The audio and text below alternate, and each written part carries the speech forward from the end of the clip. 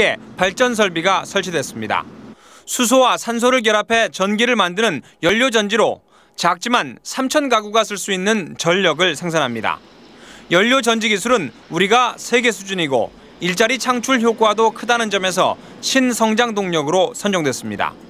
연료전지 사업으로 인해 소재, 부품, 연구개발, 건설 등 다양한 산업 분야에 약 20여 개의 산업 분야, 그리고 300여 개의 업체 등의 고용 유발 효과를 가지고 있습니다. 바다에서 나는 우뭇가사리로 만든 바이오 에탄올입니다. 신성장 동력으로 선정된 뒤 상용화를 위한 대량 생산 기술 연구가 한창입니다. 해조류를 이용해 바이오 에탄올을 만드는 기술은 우리만의 기술로 이번에 신성장 동력으로 처음으로 선정됐습니다. 2013년까지 국내 휘발유 소비량의 5%를 대체를 목표로 하고 있습니다. 그래서 5% 대체를 1년에 한 5억 리터 정도의 생산을 하게 되어 있는데요. 이걸 위해 가지고 양식장이라든지 제조 공장에서의 많은 고용 창출이 기대되고 있습니다.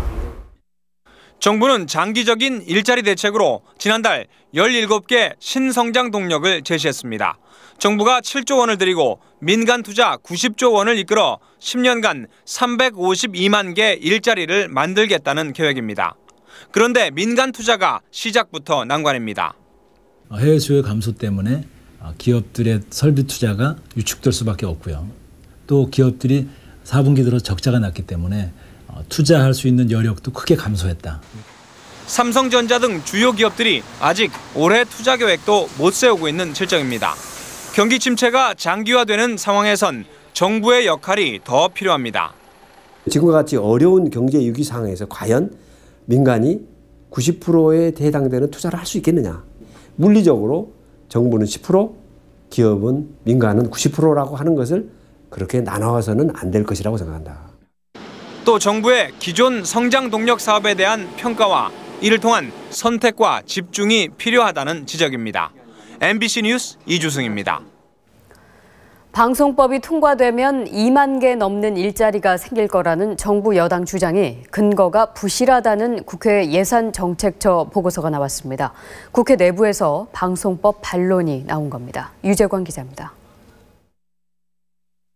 총리실 산하 정보통신정책연구원이 지난달 19일 펴낸 방송규제 완화의 경제적 효과 분석이라는 보고서입니다. 방송법이 통과되면 방송산업이 활성화돼 최대 2조 9천억 원의 생산 유발 효과와 2만 1,000개의 일자리가 새로 생길 거라고 썼고 정부 여당의 법 개정 필요성 논거로 자주 인용됐습니다. 보고서가 나오기도 했습니다. 보면은 이 취업 유발 효과를 약 2만 1,465명, 생산 유발 효과를 2조 9,419억 원으로 보고 있습니다. 그런데 이런 주장의 근거가 부실하다는 반론이 국회 내부에서 나왔습니다. 국회 예산정책처가 정보통신정책연구원 보고서의 타당성을 분석한 보고서입니다.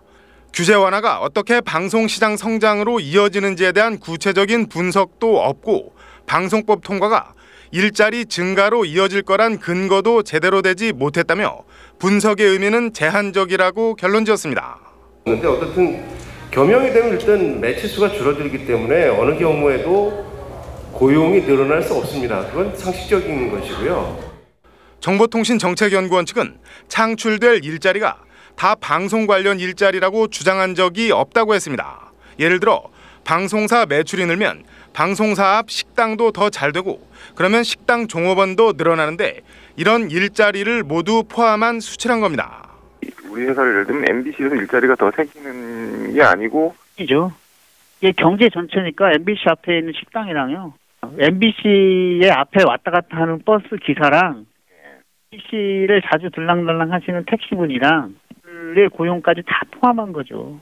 근데 일반인들은 방송 일자리가 2만 개 넘게 생긴다고 오해할 수도 있지 않을까요? 뭐 방송 일자리라고 한 적은 없으니까 오해를 하시면 안 되겠죠. 언론단체와 야당은 방송법이 경제살리기 법안이라는 정부 여당 주장은 허구임이 분명하게 드러났다고 비난했습니다. MBC 뉴스 유재광입니다. 한국은행은 미국 연방